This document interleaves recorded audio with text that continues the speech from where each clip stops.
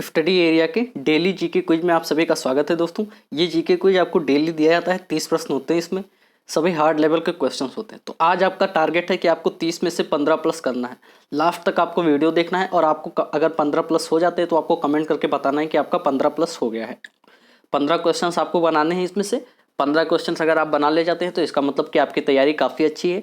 यह जीके आपके सभी एग्जाम्स के लिए इंपॉर्टेंट होता है क्योंकि इसमें प्रीवियस ईयर के क्वेश्चन ही इंक्लूड किए गए हैं, मेनली एसएससी, रेलवे और बैंकिंग के। तो आप किसी भी एग्जाम की तैयारी करते हैं तो सारा जीके आपका कवर हो जाएगा। डेली देखा कीजिए तो डेली आपके ये सेट काफ़ी फायदेमंद होगा। अगर आप डेली 30 क्वेश्चन सॉल्व कर लेते हैं तो एक महीने में आपके 900 क्वेश्चन हो जाएंगे और 3 महीने में आपके 2700 क्वेश्चन हो जाएंगे, जो कि काफ़ी ज़्यादा है। चलिए पहला क्वेश्चन देख लेते हैं। भारत में व्यापार के लिए फ्रांसीसी ईस्ट इंडिया कंपनी का संस्थापक कौन था? तो भारत में व्यापार करने के लिए जो फ्रांसीसी ईस्ट इंडिया कंपनी आई थी उसका संस्थापक था आपका कोलबर्ट। ऑप्शन ए यहाँ पे राइट आंसर हो जाएगा। चलिए दोस्तों अगला क्वेश्चन देख लेते हैं। हड़प्पा सभ्यता का सर्वाधिक मान्यता प्राप्त काल कौन सा है? हड़प्पा सभ्यता से एक ना एक प्रश्न आपका किसी भी एग्जाम में देखने को जरूर मिलते हैं। तो हड़प्पा सभ्यता आपको अच्छे से तैयार कर लेना है। यह है आपका 2500 ईसा पूर्व से 1750 ईसा पूर्व। ऑप्शन बी यहाँ राइट आंसर हो जाएगा। अगला क्वेश्चन देख लेते हैं दोस्तों। हड़प्पा वासी किस धातु से परिचित नहीं थे?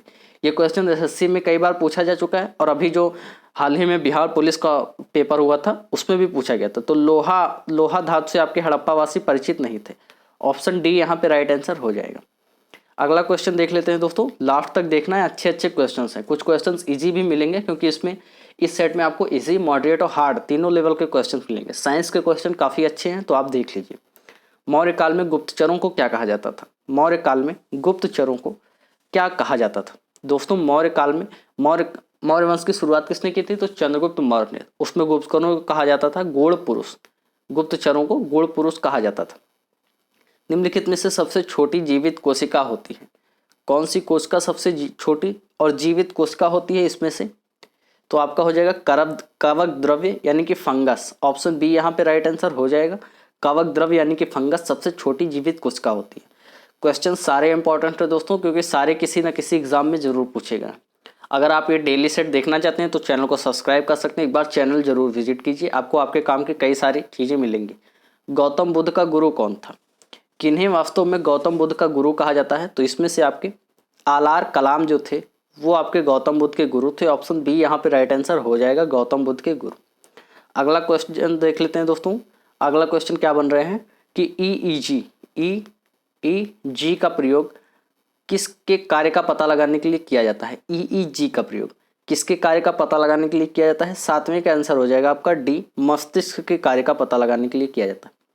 चलिए दोस्तों अगला क्वेश्चन देख लेते हैं। अगर आप वीडियो को ज़्यादा लंबा वीडियो नहीं दे सकते तो 1.5x पे करके देख लीजिए। वीडियो ज़्यादा लंबी भी नहीं रहेगी, आपको अच्छा भी लगेगा और समझ में भी आ जाएगा। बिना निषेचन के अंडे के विकास को क्या कहते हैं? बिना निषेचन के अंडे के विकास को क्या कहा जाता है? ये कहा जाता है दोस्तों पार्थिनोजेनेसिस। ऑप्शन बी आपका राइट आंसर हो जाएगा। बिना निषेचन के अंडे के विकास को पार्थिनोजेनेसिस। अगला क्वेश्चन देख लेते हैं दोस्तों। मानव रुधिर में मौजूद शर्करा की अधिकतर मात्रा किसकी होती है? मतलब जो मानव रुधिर में शर्करा मौजूद है वो अधिकतम कौन सी शर्करा है? तो दोस्तों आपको बता दें कि वो होती है अधिकतम ग्लूकोज शर्करा। ऑप्शन बी यहाँ पे राइट आंसर हो जाएगा। फ्रक्टोस जो होता है वो सबसे मीठी शर्करा है, ये भी ध्यान रखेंगे। फ्रक्टोस मेनली फलों में पाया जाता है। चलिए दोस्तों भार का एसआई मात्रक क्या है? ये क्वेश्चन काफ़ी इजी है बट क्या होता है कि कई बार सिली मिस्टेक्स हो जाती हैं, यानी कि हमको क्वेश्चन आ रहा होता है फिर भी हम किलोग्राम पे टिक कराते हैं, जो कि गलत हो जाएगा। आपका न्यूटन होगा। ऑप्शन डी 10वें के लिए। अगला क्वेश्चन देख लेते हैं। भारत में पुर्तगालियों ने सर्वप्रथम अपना दुर्ग कहाँ निर्मित किया था? सबसे पहले भारत में पुर्तगालियों ने अपना दुर्ग कहाँ निर्मित किया था? दुर्ग की बात करें तो ये कोचीन में निर्मित किया था। पुर्तगाली सबसे पहले कहाँ आए थे? तो केरल में आए थे। केरल के कालीकट में वास्को डिगामा आया था। चलिए दोस्तों निम्नलिखित में से कौन कलकत्ता का संस्थापक था? कलकत्ता का संस्थापक किसे माना जाता है दोस्तों? तो ये माना जाता है आपका जॉब चारनॉक को। ऑप्शन बी यहाँ पे राइट आंसर हो जाएगा। अगला क्वेश्चन देख लेते हैं। कच्चे माल से विभिन्न उत्पादों को अलग करने के लिए किस विधि का उपयोग किया जाता है? ये जीके को आपको डेली दिया जाता है तो अगर आप डेली देखते हैं तो बहुत अच्छा होगा। कच्चे माल से विभिन्न उत्पादों को अलग करने के लिए किस विधि का उपयोग किया जाता है? तो विभिन्न उत्पादों को अलग करने के लिए एक विधि का उपयोग किया जाता है, उसको कहते हैं आंशिक आसवन। ऑप्शन बी यहाँ पे राइट आंसर हो जाएगा। आंशिक आसवन कहते हैं कच्चे माल से विभिन्न उत्पादों को अलग करने के लिए। लेंस की पावर को किस में मापा जाता है, ये भी इजी क्वेश्चन है, डायोप्टर में मापा जाता है आपका। ऑप्शन बी राइट आंसर हो जाएगा। बट कभी कभी हम लोग कंफ्यूज हो जाते हैं, सो इसलिए आपको ये क्वेश्चन दे दिया है कि कंफ्यूज नहीं होना। निम्नलिखित में से कौन सा मोटर ग्राइंडर में प्रयोग किया जाता है, कौन सा मोटर ग्राइंडर में प्रयोग किया जाता है। ग्राइंडर पता होगा, मिक्सी ग्राइंडर, तो कौन सा मोटर उस पर प्रयोग किया जाता है मिक्सी ग्राइंडर में, तो ये प्रयोग किया जाता है आपका capacitor, start capacitor run induction motor. Option B यहाँ पे राइट आंसर हो जाएगा। ये क्वेश्चन रेलवे का क्वेश्चन है, काफ़ी इंपॉर्टेंट हो सकता है आपके लिए, एक बार फिर से पढ़ लेंगे। मोटर जो ग्राइंडर में यूज होता है उसको कहते हैं capacitor, start capacitor run induction motor. चलिए दोस्तों अगला क्वेश्चन देख लेते हैं। भारत के किस राज्य में पोलो खेल आरंभ हुआ था। पोलो खेल की शुरुआत किस राज्य में हुई थी, तो ये आपकी मणिपुर राज्य से हुई थी, मणिपुर राज्य। ऑप्शन ए यहाँ पे राइट आंसर हो जाएगा। अगला क्वेश्चन देख लेते हैं। असम में सर्वप्रथम चाय कंपनी की स्थापना कब हुई थी। सर्वप्रथम असम में चाय कंपनी की स्थापना हुई थी आपका 1839 में। चाय कंपनी यानी कि चाय बनाने की कंपनी खुली थी असम में। सर्वाइवल ऑफ द फिटेस्ट की अवधारणा की रचना किसने की थी। ये क्वेश्चन बहुत ईजी है दोस्तों, अगर आप थोड़ा दिमाग लगाएं। सर्वाइवल ऑफ द फिटेस्ट यानी कि जो प्रकृति के हिसाब से अनुकूल होगा वही जीवित रहेगा, तो ये अवधारणा दी थी आपके चार्ल्स डार्विन ने, सभी को पता होगा। पर यहाँ थोड़ा कंफ्यूज करने के लिए ऐसे इंग्लिश में लिख देते हैं कि सर्वाइवल ऑफ द फिटेस्ट की अवधारणा किसने दी, तो ये डार्विन ने ही दी थी कि जो प्रकृति के अनुकूल स्वयं को ढाल लेगा वही प्रकृति में जीवित बचेगा। चलिए दोस्तों, और इसी थ्योरी में आया था वो कि जिराफ की गर्दन क्यों लंबी हो जाती है। अगर आप डार्विन की ये थ्योरी पढ़ते हैं तो आपको बहुत मजा आएगा, एक बार पढ़िएगा जरूर। बंकिम चंद्र चटर्जी द्वारा कांग्रेस के डैश सत्र में पहली बार वंदे मातरम गाया गया था। किस सत्र में सबसे, यहाँ पे अगर ये भी क्वेश्चन पूछा जाए कि वंदे मातरम सर्वप्रथम कब और किसने गाया था, कहाँ पे गाया था, तो बंकिम चंद्र चटर्जी ने कांग्रेस के अधिवेशन में गाया था। किस अधिवेशन में गया था इसकी बात हो रही है, तो 1896 के अधिवेशन में सबसे पहले वंदे मातरम गाया था किसने, बंकिम चंद्र चटर्जी ने। याद रखेंगे दोस्तों, कई सारे क्वेश्चन बन सकते हैं। बीजापुर के सुल्तान मोहम्मद आदिल शाह की समाधि कहाँ है, एसएससी का ये क्वेश्चन है। तो मोहम्मद आदिल शाह की समाधि कहाँ पे है, मोहम्मद आदिल शाह की समाधि है गोल गुम्बद।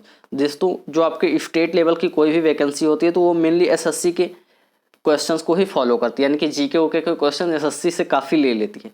तो अगर आप किसी भी स्टेट लेवल के एग्जाम की तैयारी करें तो एसएससी तो आपके लिए पढ़ना, एसएससी का जीके आप आराम से पढ़ सकते हैं। तो इसमें एसएससी, बैंकिंग और रेलवे तीनों के जीके दिए जा रहे हैं, तो अगर आप बैंकिंग और रेलवे की अलग तैयारी करते हैं तो उसका तो जीके मजबूत हो ही जाएगा सबका, साथ ही आपका स्टेट लेवल की सारी वैकेंसी का जीके मजबूत हो जाएगा और एसएससी का भी हो जाएगा। तो पूरा देखिए वीडियो को लास्ट तक। वियतनाम युद्ध को किस दूसरे नाम से जाना जाता है, वियतनाम युद्ध को किस दूसरे नाम से जाना जाता है, ये जाना जाता है आपका सेकेंड इंडो चाइना युद्ध। ऑप्शन सी यहाँ पे राइट आंसर हो जाएगा। अगला क्वेश्चन देख लेते हैं दोस्तों। 22वां क्वेश्चन क्या बनना है कि मॉन्टेस्क्यू चेम्सफोर्ड पुनः निर्मित होकर अधिनियम के रूप में किस वर्ष आया था। ये आया था दोस्तों, किस वर्ष आया था, तो ये आया था आपका 1919 में। मॉन्टेस्क्यू चेम्सफोर्ड रिपोर्ट 1919 में ही आपका जालियांवाला बाग हत्याकांड हुआ था, और 1920 में आपका रॉलेट एक्ट आया था, ये भी ध्यान रखेंगे।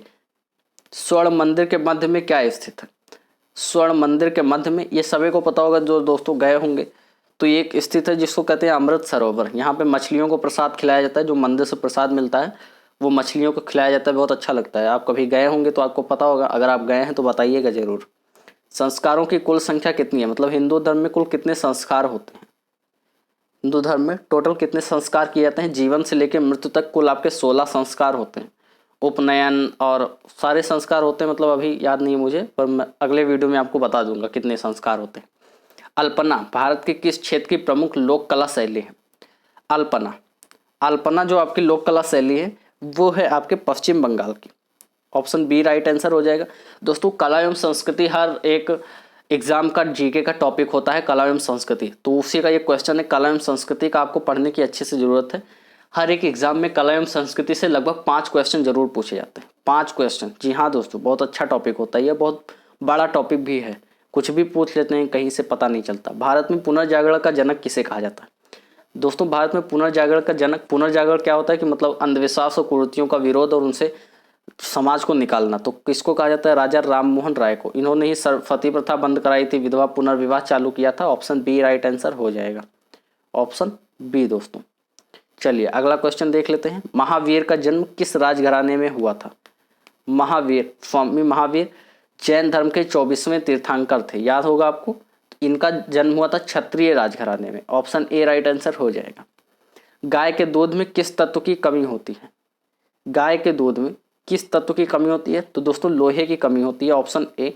आयरन की कमी होती है आपके गाय के दूध में। बाकी कैल्शियम, विटामिन और शर्करा यानी कि शर्करा अच्छी मात्रा में होती है। राजपुताने के किस नरेश ने सर्वप्रथम कन्यावध रोकने का प्रयास किया था? राजपुताने के किस नरेश ने सर्वप्रथम कन्यावध रोकने का प्रयास किया था? दोस्तों राजपुताने के एक बहुत ही अच्छे शासक जिनको माना जाता है बहुत ही अच्छे हुए थे, वो थे सवाई जयसिंह, जयपुर के राजा थे। सवाई जयसिंह आपके काफ़ी अच्छे राजा थे। इन्होंने सती प्रथा बंद करने का भी कोशिश किया था, विधवा विवाह, पुनर्विवाह का भी कोशिश किया था। बहुत अच्छे अच्छे काम सवाई जयसिंह ने किए थे।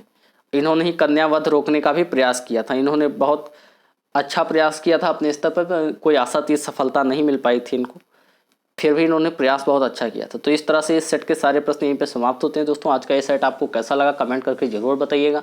डेली सेट देखना चाहते हैं तो आप चैनल सब्सक्राइब करके इस वीडियो को लाइक कर दीजिए। चलिए मिलते हैं अगले वीडियो में, तब तक के लिए जय हिंद, जय भारत।